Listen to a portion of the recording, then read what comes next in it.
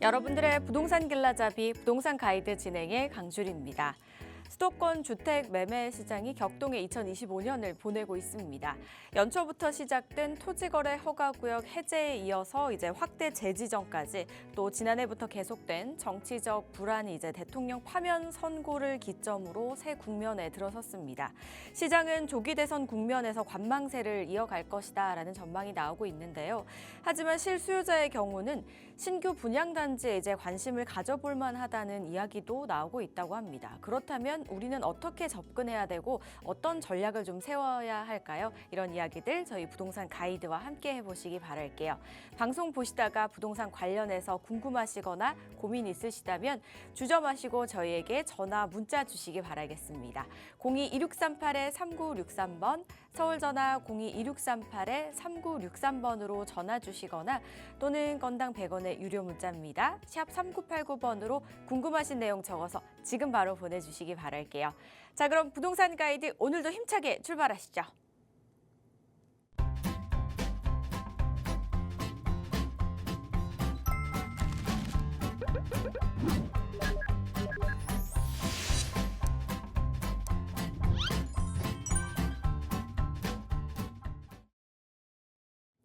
매주 목요일마다 저희를 우아한 부동산 투자의 길로 안내해 주시는 분이죠. 위버라인의 우아미 이사와 함께합니다. 어서 오세요, 이사님. 네, 안녕하세요. 위버라인 우아입니다. 네, 목요일 3시에 여러분들 만나 뵙고 있습니다. 이번 주도 반갑습니다. 네, 저번 주에는 아주 큰 이슈가 있었습니다. 예, 탄핵이 인용이 되고 조기 대선으로 이어질 것으로 지금 예정이 되고 있습니다. 네, 부동산 시장에서도 좀 혼란이 가중되고 있는 모습인데요. 이 토지거래 허가가 갑자기 풀리더니 확대 재지정이 되고 나서 지금 현장에서는 굉장히 이제 혼란스러운 모습을 보이고 있는데 지금 정책까지도 예견을 할 수 없기 때문에 더욱더 그런 것 같습니다. 우리 토지거래 허가가 확대 재지정이 되고 나서 이 강남의 아파트 가격, 뭐 서초, 잠실 아파트 가격 참 궁금해하시는 분들 많은데요. 이 한국부동산원이 매주 이 서울 아파트 가격에 이 동향을 발표하고 있습니다. 이 동향에 따르면은 이 전국의 주간 아파트 가격은 0.01% 하락했는데 이 서울은 올라가고 있습니다. 수도권은 0.03% 상승했고요. 그리고 서울은 0.11% 상승했습니다. 이 서울 중에서도 이 강남 3구와 용산구는 이 상승세가 굉장히 꾸준한 것으로 보여지는데요. 송파구가 0.28%, 그리고 강남이 0.21, 그리고 서초구가 0.16, 용산이 0.2% 지금 상승세를 보이고 있습니다. 3월 다섯째 주 기준으로 말씀을 드리는 거고요. 토지거래 허가가 확대 재지정이 됐지만 여전히 이 양극화의 부동산 흐름은 계속되고 있는 것으로 보여지고 있습니다. 이 서울에 내 집 마련하고 싶으신 분들 정말 많습니다. 근데 내가 원하는 집들은 남들도 다 원한다는 거. 그렇기 때문에 우리가 전략을 세워야 될 때라고 보여지는데요. 오늘 어떻게 우리가 투자를 해야 될지, 그리고 내 집 마련해야 될지 여러 가지 고민 있으신 분들 전화 주시면은 함께 고민 나눠보도록 하겠습니다. 서울의 인기 있는 일부 지역의 집값 상승세는 지칠 줄 모르고 올라가는 것 같습니다. 모두들 그곳에 이제 내 집 마련을 하고 싶기 때문이겠죠. 그런데 다 가질 수는 없잖아요. 하지만 분명히 또 방법은 있을 거라고 생각하거든요. 그 방법을 찾을 수 있는 자리, 어떤 자리가 있을까요, 이사님? 네, 탄핵이 인용이 되고 지금 조기 대선이 6월 3일로 예정이 되어 있습니다. 근데 우리나라는 이 정권에 따라서 부동산 정책이 이제 확연하게 다르기 때문에 이 부동산 정책에 따라서 어떻게 내 집 마련해야 되는지 그런 부분을 궁금해하시는 분들 많을 거라고 생각이 됩니다. 우리 내 집 마련 사실 자금이 아주 풍부하다면 그냥 돈 주고 사면 끝일 텐데요. 그게 아니라 우리가 아끼고 뭐 적은 돈으로 내가 원하는 좋은 지역에 투자하고 싶은 마음이 굉장히 많을 거라고 생각이 듭니다. 그러기 위해서는 우리 재개발 투자도 한번 살펴볼 필요가 있을 텐데요. 나뿐만 아니라 자녀들에게도 어떤 투자 지역을 미리 선점할 수 있는지 좀 궁금하신 분들 1대1 대면 상담 진행하고 있습니다. 이 서울에 인기 있는 잠실 본동이라든지 그리고 투자 1번지인 용산 그리고 천지개벽 수준의 그런 교통 호재가 있는 그런 전농동 14구역 이런 그런 지역들 얼마로 어떻게 투자를 해야 되는지 궁금하신 분들은 1대1 상담 신청 주시면 대면 상담 가능하겠습니다. 네, 길게 봤을 때 내 집 마련이 더 꿈이다 하시는 분들 또 참석하셔서 여러 의견도 나눠보시고 이야기도 나눠보시기 바라겠습니다. 문의사항은요, 02-2638-3963번과 샵 3989번 활짝 열려 있고요. 그리고 방송 중에 상담 원하시는 분들도 지금 화면 아래에 번호 나가고 있습니다. 계속해서 연락 주시기 바랄게요. 저희는 들어온 문자부터 한번 만나보고 가도록 하겠습니다. 2096님께서 보내주셨는데요. 잠실 아파트를 전세로 일단 사려고 하다가 토호제로 지정이 되는 바람에 매수를 포기했습니다. 뉴스에 토호제 묶인 후 잠실 아파트 가격이 조금 내려간다고 하는데 무리하게 실거주를 해서라도 사야 되는 건지 고민입니다. 당분간 마용성 위주로 오를 거라는 기사도 있는데 이참에 성수동을 사둬야 할지도 고민이고요. 지금 전세로 아이들 학교 때문에 다른 지역에 있어서 실거주를 한다면 조금은 무리감이 있습니다. 라고 보내주셨습니다. 지금 사셔야 하는 건지 그리고 만약에 사야 한다면 어디를 사셔야 하는 건지 질문이신데요. 이사님 어떻게 하시는 게 좋을까요? 네, 일단 지금 이런 분들이 참 문제죠. 일단 집은 사고 싶고 그리고 살 여력이 되는데 실거주를 지금 당장 못하기 때문에 토지거래 허가로 묶인 지역은 지금 들어갈 수가 없는 게 문제입니다. 잠실 아파트를 말씀을 주셨는데요. 네, 지금 잠실 아파트 뉴스에는 이제 토지거래 허가로 이제 묶이고 좀 호가가 내려갔다 이런 이제 기사들도 저도 이제 봤습니다. 그래서 잠실 아파트가 특별히 지금 얘기가 나오고 있는 거는 저는 실제로 이 잠실 아파트가 내려갈 그런 시그널, 뭐 신호로 보여지진 않고요. 그냥 일시적으로 잠실의 아파트의 매물이 굉장히 많은 그런 아파트 수가 많기 때문에 일시적으로 보여지는 것으로 생각이 됩니다. 일단 잠실 쪽을 한번 살펴보면요. 잠실 엘리트라고 부르는 엘스, 그리고 리센츠, 그리고 트리지움, 그리고 레이크 팰리스가 있고요. 그리고 재건축 단지인 잠실 주공 5단지가 있습니다. 그리고 아시아선수촌, 우성 1, 2, 3차. 예, 대표적으로 우리 잠실 아파트 하면은 요 이제 아파트들을 얘기를 하고 있는데요. 이 아파트들이 이렇게 보여서 그렇지만 상당히 대단지입니다. 그래서 전체로 본다면 1단지는 이제 5,500세대, 5,600세대, 5,500세대, 잠실 주공도 거의 4,000세대 육박하고요. 3단지도 뭐 3,700, 2,700, 아시아선수촌도 뭐 1,300, 1,800. 굉장히 이제 단지들이 크기 때문에 이 단지들을 전체 합치면 뭐 2만 5천 세대, 2만 5천 세대 정도가 되는데요. 그렇기 때문에 우리가 부동산 가격이 조금 출렁일 때마다 잠실 아파트 가격 떨어졌다, 잠실 아파트 가격 올랐다 이런 얘기가 나오는 게 이렇게 지금 네, 모집단이 많기 때문에 실제로 그러한 변동에 따라서 이제 즉각적으로 반응하는 모습을 보여서 그런 것 같습니다. 그래서 저는 말씀드리기에 실제로 그 가셨을 때 현장을 가셨을 때 매물이 좀 급매식으로 사연이 있는 그런 매물들이 나왔다 그러면은 저는 무리해서라도 실거주 하고 싶다고 할 수 있다고 하면은 저는 사도 된다라고 말씀드리고 싶고요. 이렇게 경우가 많기 때문에 우리 토지거래 허가라는 거 자체를 좀 살펴보면요. 일단 무주택자가 살 수 있는 거고요.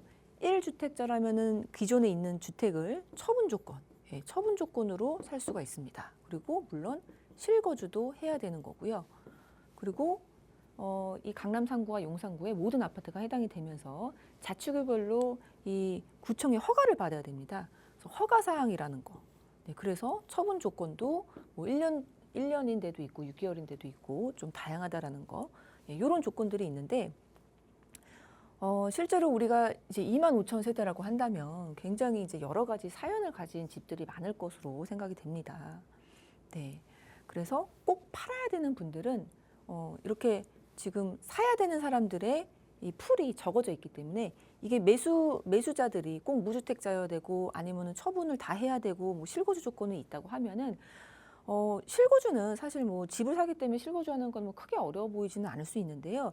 이 처분 조건이라든지 무주택 조건은 굉장히 이제 크리티컬한 조건이거든요. 그래서 내가 뭐 판다고 해서 주식처럼 뭐 일주일 있다가 팔 수 있는 그런 부분들이 아니기 때문에 굉장히 이제 매수를 하는 데 있어서 제약이 많다라는 거. 그렇기 때문에 정말로 팔아야 될 사람들은 팔기가 힘들기 때문에 어느 정도는 급매로 나오는 것도 있을 수 있다라는 것을 감안한다면 그런 것을 감안한다면 그런 기회를 잡으시는 것도 좋겠다라고 말씀을 드리고 싶습니다. 어찌 됐든 간에 꼭 팔아야 되시는 분들 뭐 좀 이 경우를 살펴보면 이사 가시는 분들, 내가 갈 집은 계약을 해놨는데 이 집을 꼭 팔아서 잔금을 치러야 되시는 분들은 정말 꼭 팔아야 되시는 분들이고요. 뭐 일시적인 1가구 2주택의 뭐 비과세를 받으려고 3년 내에 팔아야 되는 그런 집인 경우는 전세 끼고 있는 경우엔 정말 뭐 물리적으로 팔 수가 없는 그런 경우들도 있을 것이고, 또 여러 가지 사연들이 있을 것입니다. 뭐 자금이 급하게 필요하신 분도 있을 것이고, 뭐 자녀 결혼시키시는 분들도 있을 것이고, 여러 가지 그런 사연들 속에서 금매가 나온다고 한다면 그런 것도 잡아보는 것도 답이다, 이렇게 말씀을 드리고 싶고요. 근데 실제로 현장 가시면 금매가 뭐 많지는 않을 것으로 생각이 되는데요. 실제로 없어서 내가 뭐 잠실에 무리해서 금매가 아닌 이상은 무리해서 내가 실거주를 하고 싶지 않다, 그러면 성수동 가시는 것도 저는 괜찮다라고 봅니다. 어차피 이 아파트라는 게 잠실은 떨어지고 성수동은 오르고 뭐 이런 일은 없을 거거든요. 결국에 가서는 키 맞추기가 적용이 된다라고 보시면 됩니다.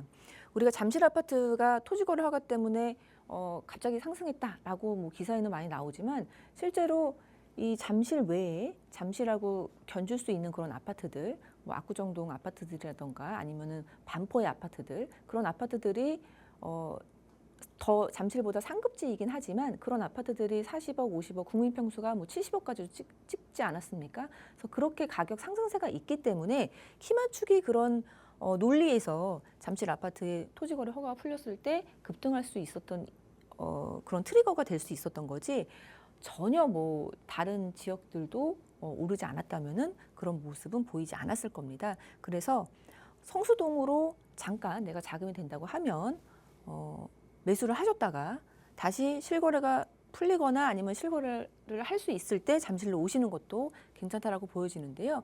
성수동 같은 경우에는 다만 성수동 중에서도 이 압구정동이라든지 서초라든지, 그러니까 서초 반포 그리고 잠실하고 좀 견딜 수 있는 그런 아파트들, 뭐 잠실하고 그 반포에 좀 중간 입장이긴 하지만 트리마제라든지 아니면은 지금 새로 입주하는 그런 아이파크, 아이파크, 서울숲 아이파크라든지 이런 지역으로 좀 살펴보시면서 내가 성수동을 먼저 사두셨다가 다시 실거주가 가능할 때 잠실로 가시는 이런 방법으로 전략을 짜셔도 좋겠다, 이렇게 정리를 해드리겠습니다. 네, 무리지만 뭐 현재 실거주가 가능하시다면 잠실에 금매를 매수하시는 것도 방법이다라는 말씀을 주셨고요. 아니면 지금은 성수를 좀 매수를 하셨다가 토지가 해제가 되거나 실거주가 가능하실 때 잠실로 다시 가시는 것도 한 방법이다라는 말씀을 주셨거든요. 일단 공통적으로는 매수 찬성, 긍정적으로 생각하시는 것 같아요. 이 부분 참고를 해보시고 가족 회의도 해보신 다음에 신중하게 결정 내려보시기 바라겠습니다. 상담 내용 도움되셨길 바랄게요. 저희는 이어서 다음 문자도 만나보겠습니다. 1765님께서 보내주셨는데요.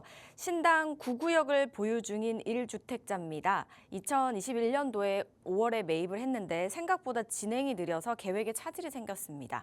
아파트 입주까지는 생각보다 멀어서 실거주 아파트를 구입해야 되는 상황인데요. 고도 제한도 풀렸고 해서 사업성도 좋아졌고 시공사 선정을 앞두고 있어서 너무 아깝지만 강남의 실거주 아파트 매수 고민을 하고 있어서 신당 9구역을 팔아야 하나 고민입니다, 라고 보내주셨습니다. 지금 2021년도 매입을 하셨으니까 시간이 조금 되셨네요. 아무래도 답답한 부분이 있으실 것 같아요. 근데 기다린 만큼 더 기다렸다가 잠시 다른 곳을 가셔야 될지 아니면 팔고 이 강남으로 들어가셔야 될지 어떻게 하시면 좋을까요, 이사님? 네, 신당 9구역을 말씀을 주셨습니다. 이 신당 9구역 같은 경우는 좀 숨은 진주 같은 느낌의 이 조합원 수가 이제 워낙에 없어서 매물 자체가 없는 그런 지역이라 좀 사람들이 많이 모르는 잘 이렇게 사람들이 주목하지 않는 그런 숨은 진주 같은 그런 재개발지이긴 한데요. 신당 9구역 네, 좋습니다. 네. 네, 우리 남산타운 아파트 리모델링 추진하고 있는 그 아파트 바로 이제 건너편에 위치를 해 있고요.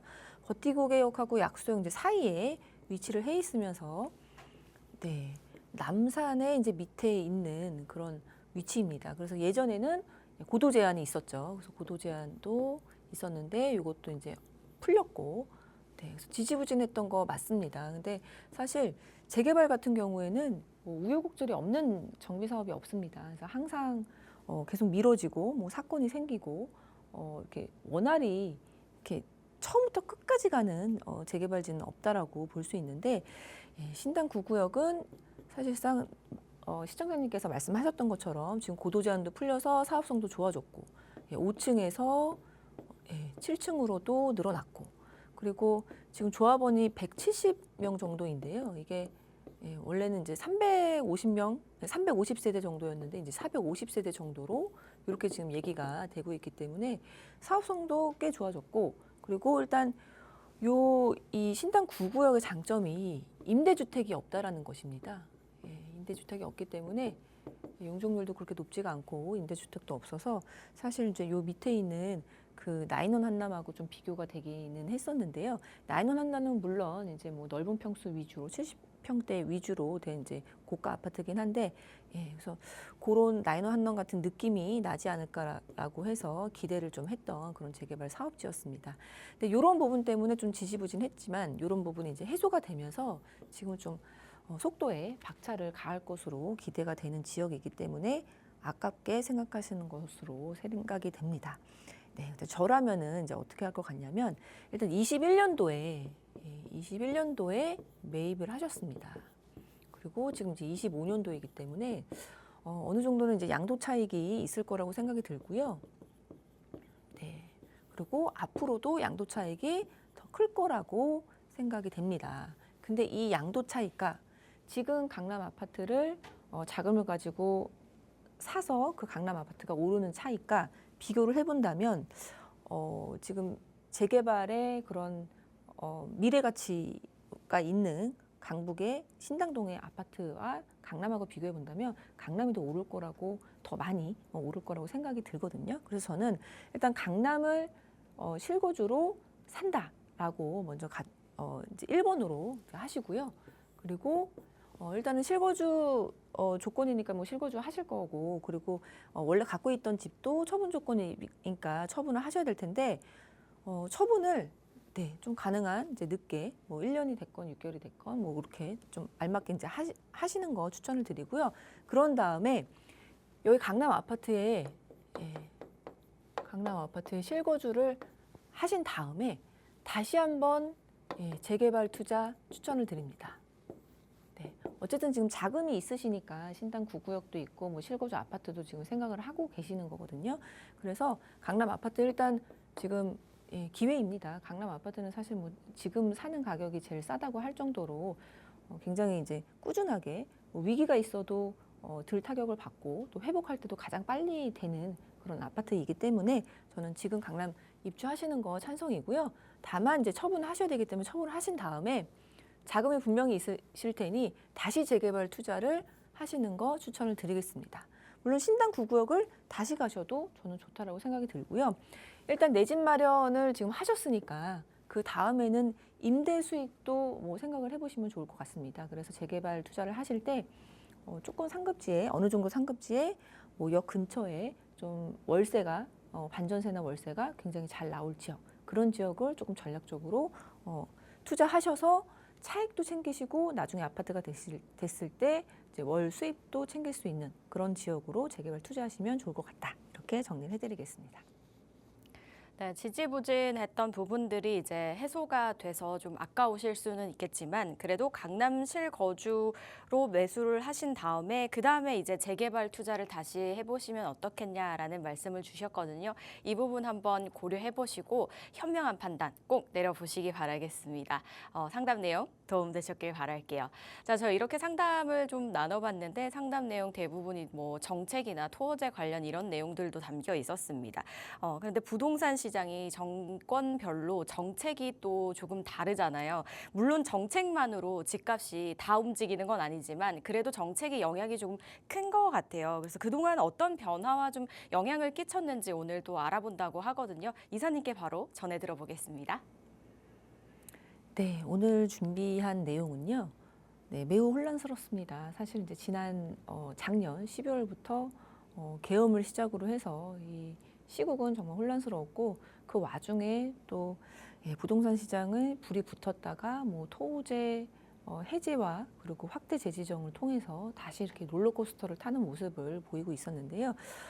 네, 드디어 이제 뭐 저번 주에 탄핵이 인용이 됐고 그래도 하나의 불확실성은 좀 해소가 됐고요. 이제 6월 3일로 예정이 되어 있는 대선을 앞두고 있습니다.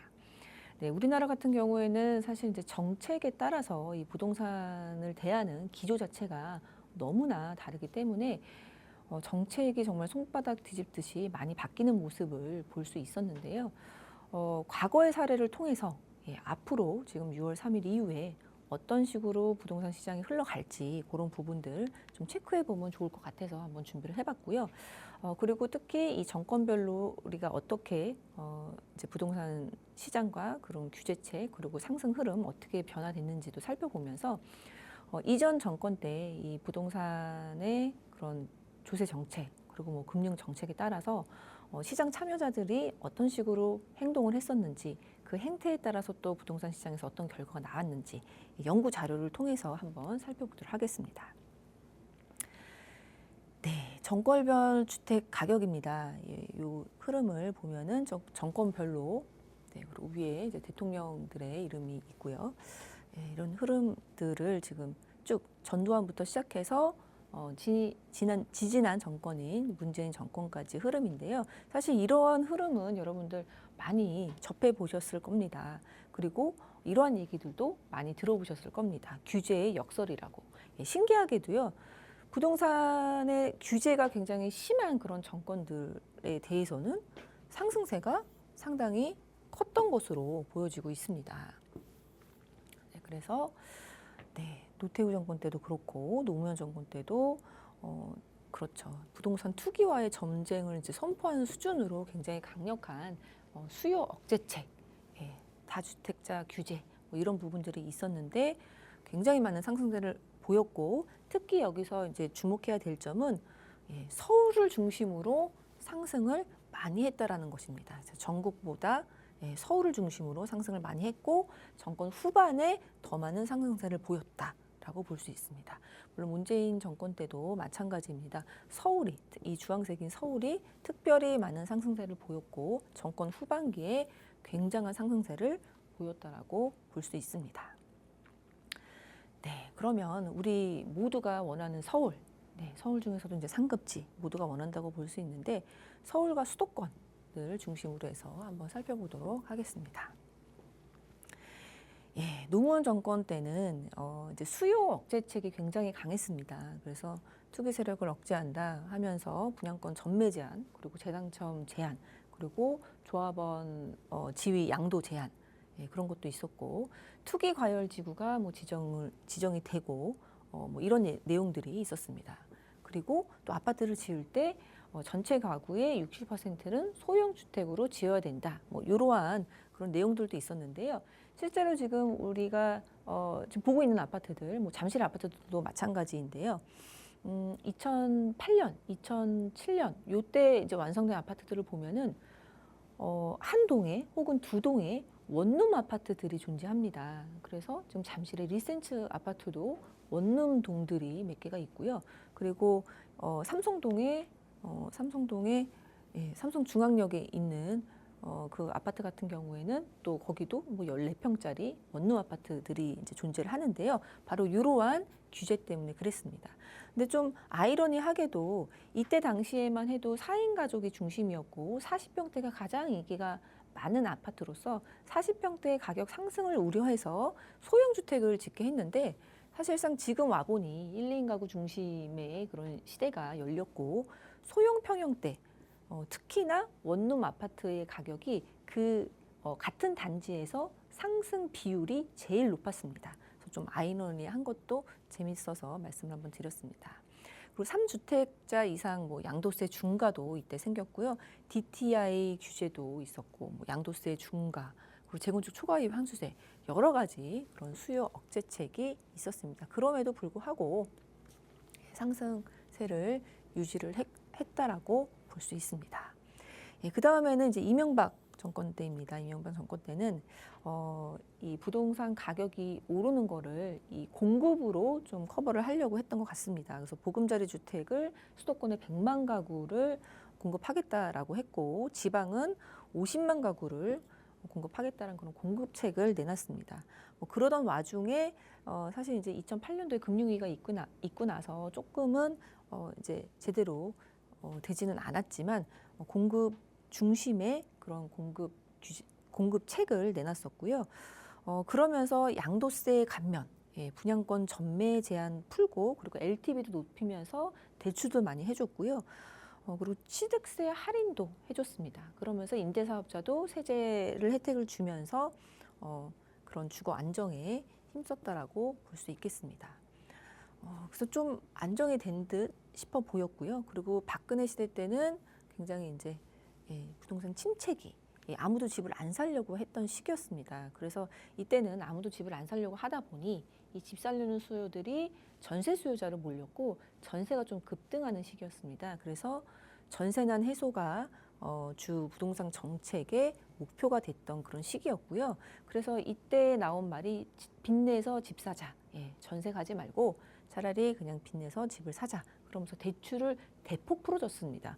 뭐 LTV를 70%까지 해주고 그리고 DTI도 60%까지 올려주면서 분양가 상한제 토지거래 허가구역, 뭐 정비사업 토지거래 허가구역 이런 것들 다 풀어주고 정비사업도 완화를 해주면서 심지어는 취득세랑 양도세를 어떤 조건에 맞으면 아예 면제해주는 할인이 아니라 면제까지 해주는 그런 완화책을 대대적으로 펼쳤었습니다.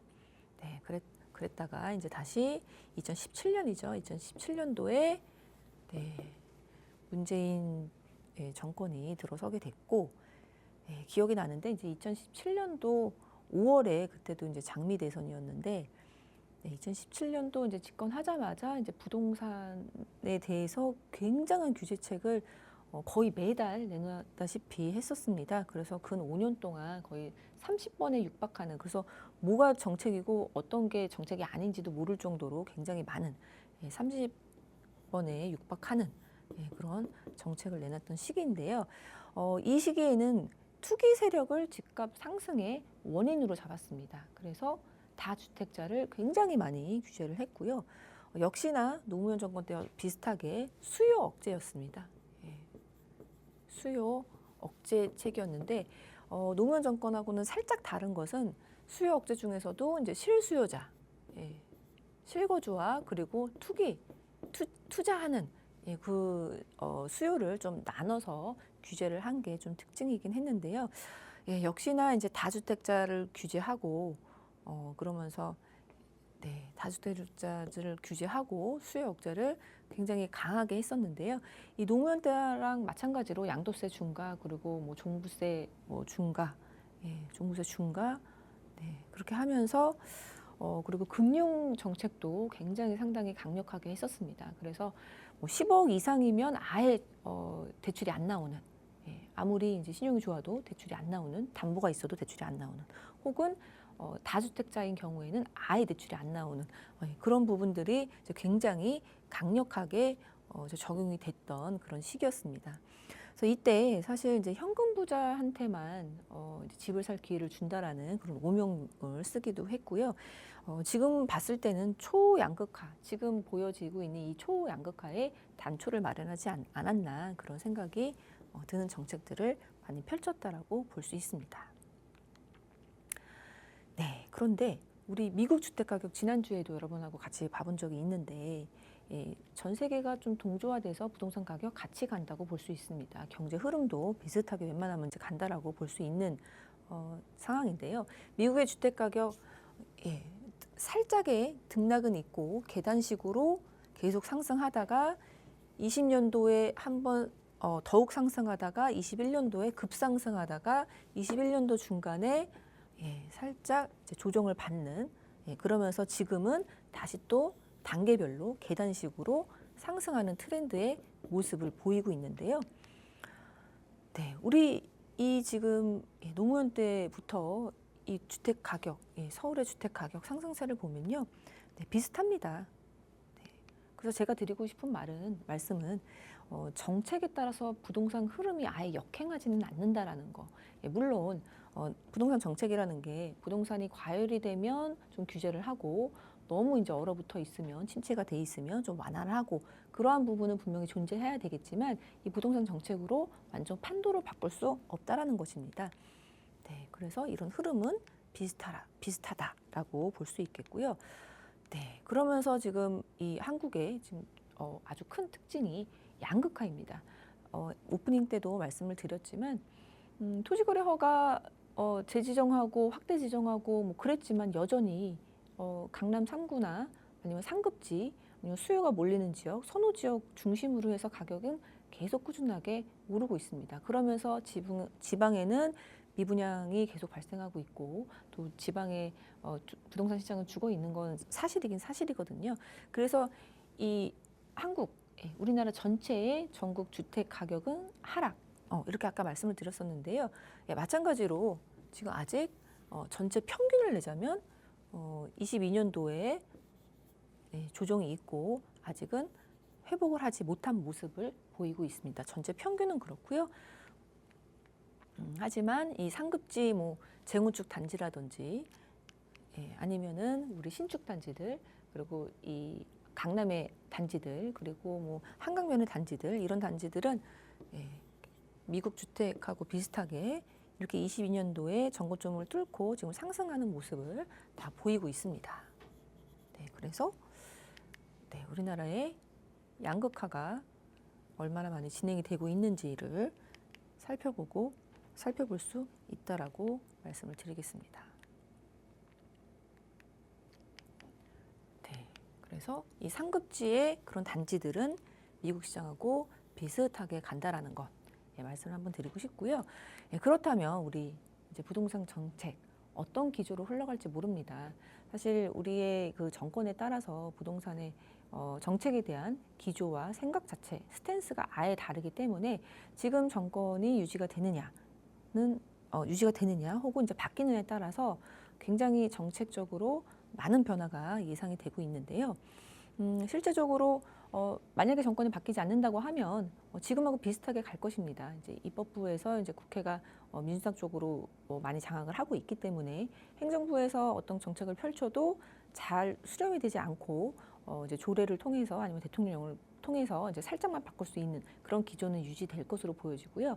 근데 만약에 민주당이 이제 집권을 하게 되면 입법부와 같이 이제 만나서 정말 원하는 거를 마음껏 할 수 있다라는 그런 측면에서 우리 문재인 정권 때 주택 가격이 어떻게 변화를 됐었고 그리고 그 규제책에 따라서 시장 참여자들은 어떤 행태를 보였는지 한번 살펴보도록 하겠습니다.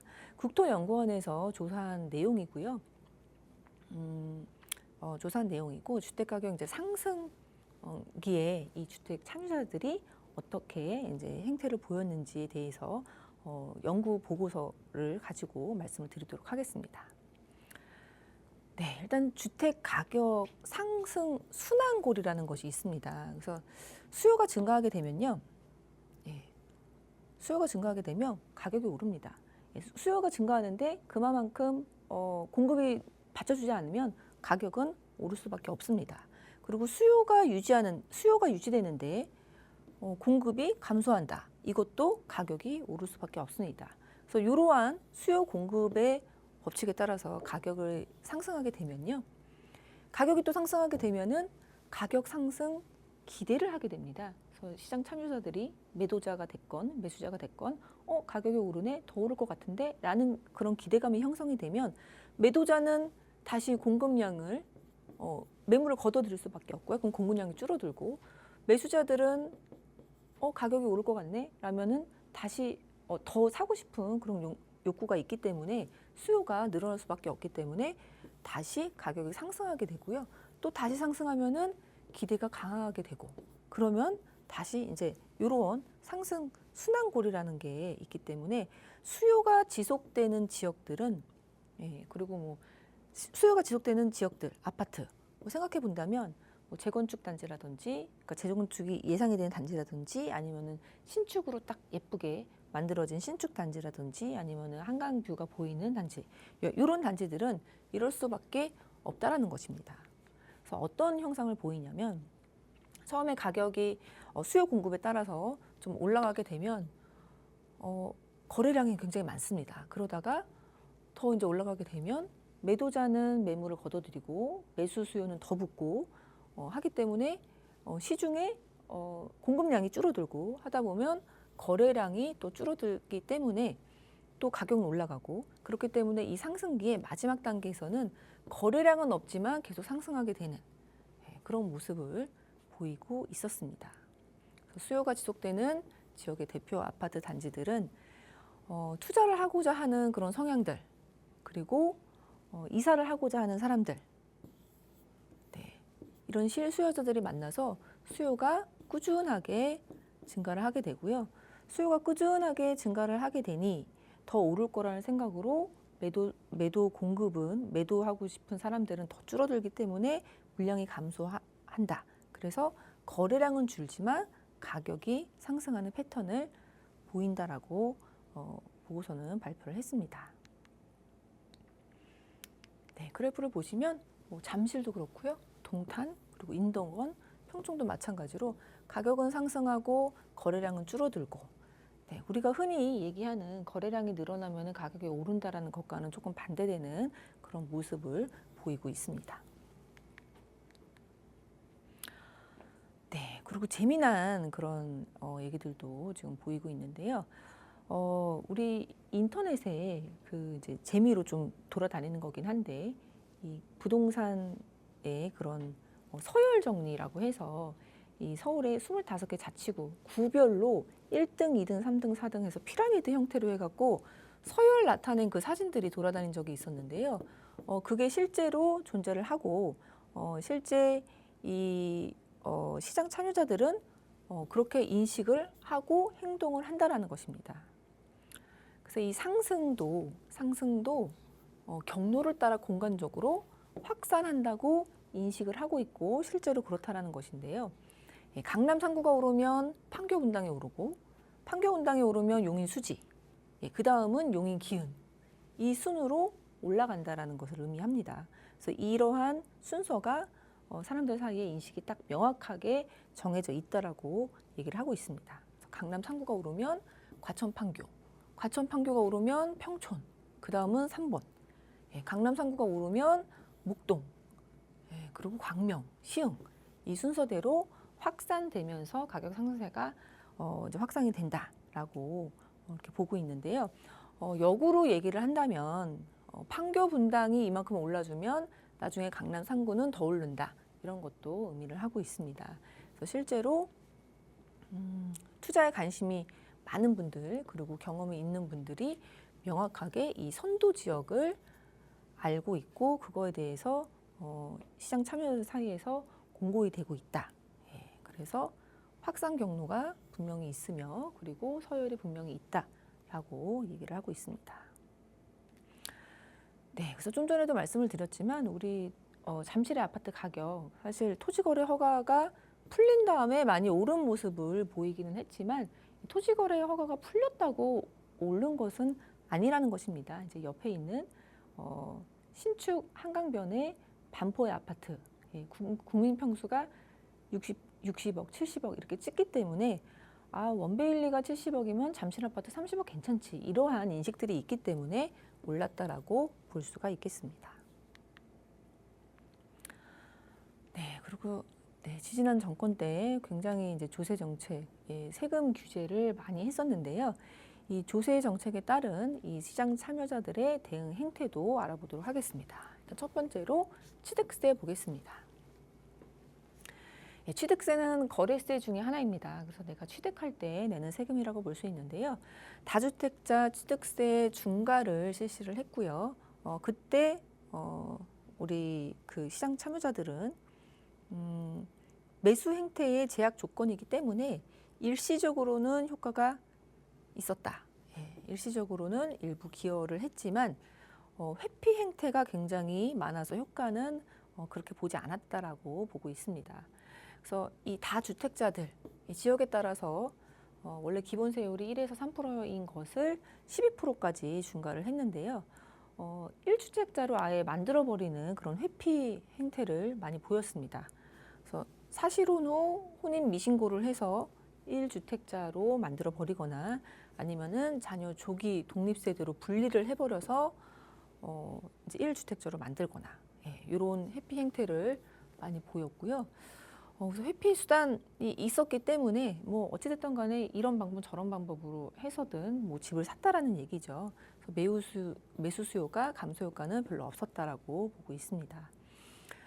그리고 또 지방의 저가 주택이나 아니면은 네, 서울에서도 아파트가 아닌 또 기준가의 1억 미만인 그런 집들은 취득세 중과 배제였습니다. 그래서 그런 한 회피할 수 있는 중과를 회피할 수 있는 그런 저가 주택의 수요가 굉장히 증가했었습니다.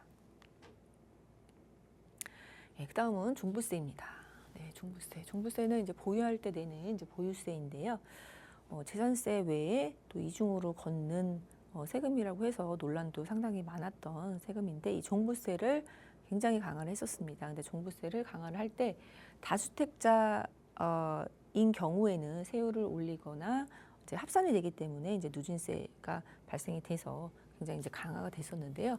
다주택자 종부세를 강화하고 나니 사람들이 증여, 자녀 혹은 부부 증여를 해서 이 종부세에 대한 누진세를 좀 나눴고요. 이 종부세는 인별과세이기 때문에 이렇게 나눠버리면 증여로 해서 이게 나눠버리면 이제 누진세도 피하고 굉장히 세금 감소 효과가 있습니다. 종부세 부담을 완화하기 위해서 증여를 많이 택했습니다. 그래서 매도 물량이 증여로 이제 돌아갔기 때문에 매물은 시중에서는 감소하는 효과를 보였습니다. 그래서 실제로 2020년 7월 이전, 2020년 7월 이전, 2020년 7월에 굉장히 이제 종부세 강화가 됐었는데 16년부터 20년도 6월까지는 거래 비중이 4.6%였었는데요. 이 종부세가 강화되고 나서는 20년부터 23년 7월까지 보면 증여 거래 비중이 6.9%로 크게 늘은 것으로 볼 수 있습니다. 네, 그리고 고가주택 종부세를 이제 강화를 했더니 다주택자들은 어떤 행태를 보였냐면 저가주택을 투자를 확대를 했습니다. 네, 저가주택 중에서도 이제 공시지가 3억 미만인 경우에는 또 종부세에 이제 합산되지 않는 그러한 정책이 있었기 때문에 그러한 식으로 해서 저가주택 시장의 매수가 증가하게 됐습니다. 그래서 실제로 이 보유세로 인해서 매물이 증가하는 그런 결과는 없던 것으로 보여지고요. 그래서 실제로 보면은 2018년도 3분기 이전에 비수도권 3억 원 이하의 저가 아파트 거래 비중이 31%밖에 되지 않았는데요. 18년도 4분기는 48%, 그리고 19년도 1분기는 54, 22년도 1분기는 급기야는 60%까지도 상승을 했었습니다. 그래서 적극적으로 이렇게 조세 정책이 있었어도 적극적으로 이렇게 회피하면서 다 살 사람들은 샀다라고 보면 될 것 같습니다. 네, 그리고 임대사업자 종부세 감면도 예전에 있었는데요. 뭐 지금은 실질적으로 이제 없어진 제도라고 볼 수 있는데 임대사업자를 내게 되면 이제 종부세 합산 배제 이 부분이 이제 2018년도 9.13 대책 이전에는 이제 굉장히 좋은 조건이었습니다. 그래서 그러한 쪽으로 다주택을 매수하면서 종부세를 감면받을 수 있는 임대사업자를 활용을 많이 했었습니다. 그래서 오히려 이것도 마찬가지로 임대사업자를 활용한 매수 수요 증가로 이어졌습니다. 종부세를 강화하는 이유는 사실 보유세를 높여서 시중에 매물이 많이 나오기를 이제 희망하는 그런 방법으로 썼던 것인데 사실상 이제 양도세 강화가 같이 시행이 됐기 때문에 매도보다는 이제 양도세가 너무나 많은 그런 매도보다는 적극적인 이제 종부세 회피 대응 행태로 이 종부세 강화에 대한 그런 매물 상승은 없었다라고 보면 되겠습니다. 네, 양도세 부분입니다. 양도세도 마찬가지로 이 다주택자 양도세 중과가 되니 세대 분리 그리고 합가 보류 증여 이런 식으로 회피가 들어갔고요. 임대사업자 양도세 감면도 있었습니다. 그래서 이런 세제 혜택이 있었을 때는 임대사업자를 활용해서 매수 수요가 오히려 증가한 것으로 보여지고 있습니다. 네, 그래서 우리 시중에 사실은 이제 매도자들이 이제 공급 역할을 하기 때문에 실제로 우리가 신축이 공급이 안 된다, 물량이 감소한다 이런 얘기들은 사실 이제 신축 물량입니다. 근데 실제적으로 현실에서 이제 부동산 시장에서 공급 역할을 하는 것은 대부분 이제 중고 매장이기 때문에 중고의 이런 개인들이 이런 매도자들이 물량을 내놓지 않으면 굉장히 이제 시중에서는 공급 감소로 이어질 수 있기 때문에 그러한 부분에서 오히려 서울 지역이 굉장히 이제 오름세가 보였다라고 볼 수 있습니다. 그리고 실제로 이런 회피 행태들 때문에 임대사업자도 굉장히 많이 늘었었습니다. 2016년에 20만 명이었던 것이 2017년에 임대사업자 내라고 이제 좀 적극 장려하면서 세금 혜택을 주기 시작하면서 21년도에는 35만 명 정도로 굉장히 많이 늘어났고요. 2018년 이제 9.13 대책 그리고 20년도 7.10 대책 임대사업자 규제가 다시 이제 시작이 됐는데요. 그래서 임대사업자 규제가 시작이 되면서 어떤 일부 사업자는 또 폐지시키고 자동 말소시키고 보증보험도 의무화하면서 이제 보증보험에 어떤 기준을 감안하면서 또 임대료 조정하는 그런 행태를 이제 보이고 있는데요. 임대사업자도 그래서 이제 지금은 굉장히 많이 혜택이 없다라고 보실 수 있겠습니다. 이 조사에 따르면요, 양도세율이 1% 인상할 때마다 거래량이 6.9%가 감소하고 그리고 가격 변동이 0.2% 증가한다고 합니다. 그래서 우리가 여기서 봐야 될 부분은 일제적으로 이 정책, 규제 정책이건, 그러니까 조세 정책이건, 금융 정책이건 정책이 시장을 이길 수는 없다라는 것입니다. 큰 흐름 속에서 살 사람들은 여전히 사고 있다라고 인식을 한다면 우리가 이 규제에 따른 그런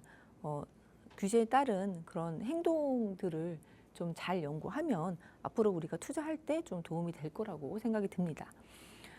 네, 일단 지금 그 규제들이 지금 계속 유지가 되고 있는 것은 다주택자를 규제하고 있습니다. 그리고 지금도 보면은 토지거래 허가도 실거주를 강조하고 있다라고 볼 수 있는데요. 일단 시장에서 다주택자를 규제를 하면 다주택자는 또 다른 말로 하면 전월세 공급자입니다.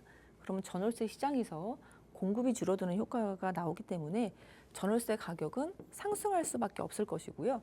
전월세 가격이 상승하면 또 중장기적으로 봤을 때는 매매 가격의 상승으로 이어질 수밖에 없습니다. 그리고 실거주 강조도 마찬가지입니다. 실거주 조건이 자꾸 이제 붙다 보면 전월세 시장에서 공급이 감소하게 되는 것이고 마찬가지로 가격 상승을 불러일으킬 수밖에 없습니다. 그리고 다주택자들을 계속 규제를 하게 되면 또한 이제 집을 줄이는 과정에서 똘똘한 한 채로 갈 수밖에 없는 현상이 보여질 수밖에 없고요. 서울하고 지방이 있으면 서울로 갈 것이고 서울에서도 상급지, 하급지가 있으면 상급지로 갈 것이라고 생각해 본다면 양극화는 굉장히 이제 극대화될 것으로 보여지고 있습니다. 그래서 우리가 큰 흐름을 보면서 주택 가격은 과거에 긴 시계열 속에서는 항상 상승했었다. 그런 거를 생각해 보고 또 입주 물량이 계속 줄어들고 있다. 이런 것을 생각해 본다면 우리 내 집 마련하시려는 분들 내 집 마련 발빠르게 하시면 좋을 것 같고요. 그리고 상급지 갈아타고 싶으신 분들 빠르게 상급지 갈아타시면 좋을 것 같습니다.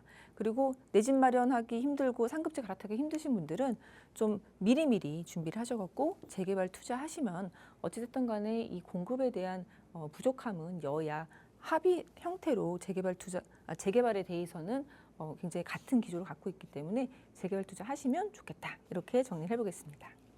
네, 정책에 따라 시장이 참 많이 움직입니다. 그럼에도 정책은 시장을 이기지 못하기에 양극화 현상도 나오지 않았나 싶습니다. 이럴 때 대비하고 싶으신 분들께서는 세미나 활용해 보시기 바랄게요. 지금 화면을 통해 나가고 있습니다. 원효로 인근에서 진행이 되고요. 문의사항은 02-2638-3963번과 샵 3989번으로 연락 주시면 되겠습니다.